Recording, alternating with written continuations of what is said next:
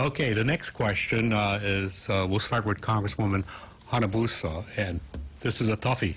Okay. Only one of you can be elected governor in November.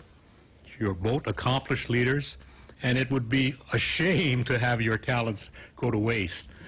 Given that, what position in your administration would you consider nominating or appointing your opponent to? Well, that's an interesting question. You know, I think that it is a waste to have the talents lost. And given my experience, I served the whole time I was in the Senate. David was also there. David was always interested in the tech industry, whether it was movies or Act 221 was something that he created, and I think he was one of the major ones on that, though that program didn't do as much as we had hoped.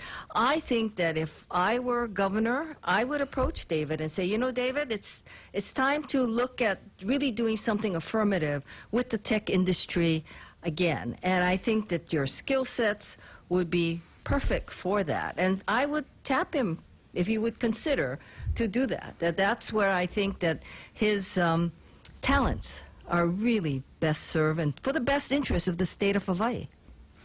Governor Ige, the same question for you.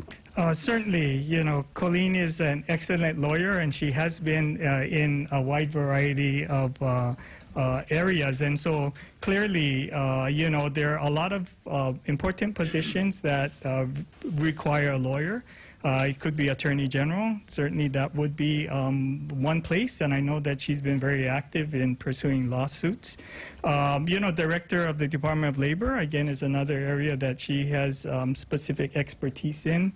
You know, and I've been beaten up by the legislature about Chief Negotiator, and, you know, obviously all of the contracts will be coming up again, and having someone to be a Chief Negotiator to be able to negotiate with all the labor unions to arrive at important decisions. And we've talked a little bit about it. I mean, we're talking about paid family leave and a number of other programs that we have important work to be done.